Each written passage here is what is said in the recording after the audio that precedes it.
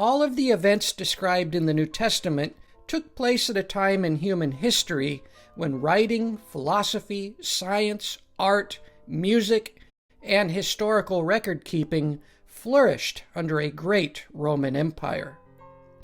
During the time of Jesus, Rome had risen to a massive power, with laws, civil codes, learning institutions, much like today's universities, and held an abundance of artists, historians, educators, and writers who compiled great libraries of literature. Rome was also very open and friendly towards a variety of religious practices, and would have taken extreme interest in the magical events surrounding Jesus and his apostles being performed throughout Roman provinces. If there really was a man who gave sight to the blind and restored the crippled, then Rome, its scholars, governors, historians, and philosophers would all have been passionately compelled to follow, study, and document such supernatural abilities performed by such a famous man. Here is what Dr. Bart Ehrman, a professor of New Testament history, writes about Jesus. In the entire first century, Jesus is not mentioned by a single Greek or Roman historian, religion scholar, politician, philosopher, or poet. His name never occurs in a single inscription, and it is never found in a single piece of correspondence. 0 zip references. How can this be? In the book of Matthew we read, "The news about him spread throughout all Syria, and they brought to him all who were ill, and he healed them. Jesus returned to Galilee in the power of the Spirit, and news about him spread through the whole countryside." Since they could not get him to Jesus because of the great crowd, they made an opening in the roof. People could simply touch Jesus and the Apostle Paul's garments and be healed. The New Testament says Jesus was famous. Yet the historical silence is alarming.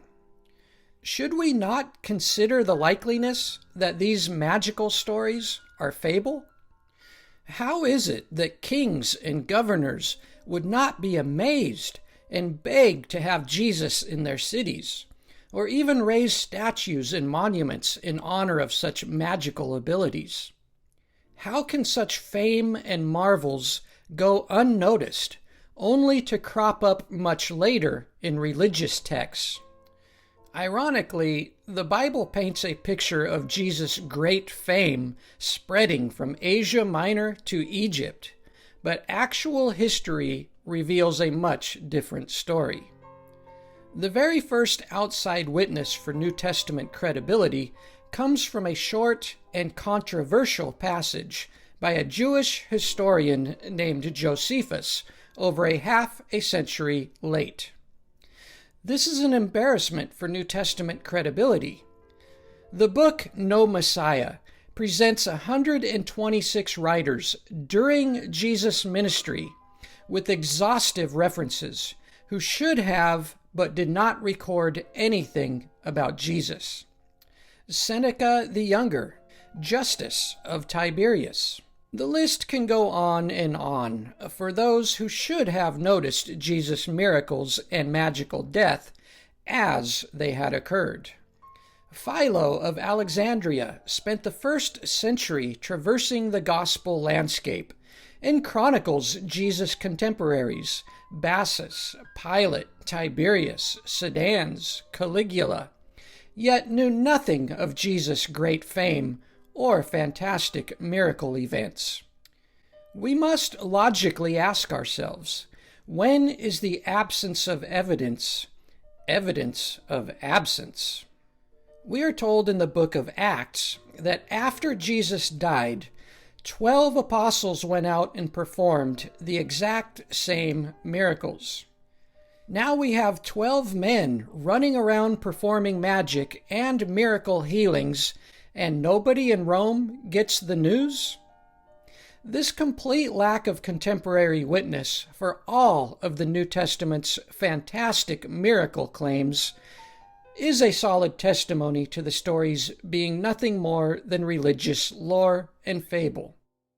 The fact is, these magical stories did produce a huge splash at a much later time in history. We would expect that they would have made an even greater splash on the people of that day. The evidence speaks otherwise. Not only do these magical stories exist outside of what we know of reality, but the historical case for these stories also remains outside of reality.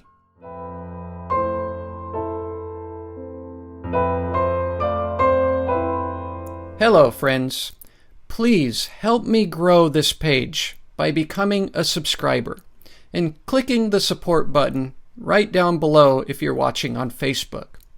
Or go to patreon.com/Stairway to Reason and sign up, become a member for as little as $1 a month. And if you don't like subscribing and signing up for things, I have a PayPal where you can make reoccurring monthly donations for as little as $1. It's safe, fast, and super easy. Just ask for my PayPal link in the comments below. Thank you so much, my friends, and stay strong and wise.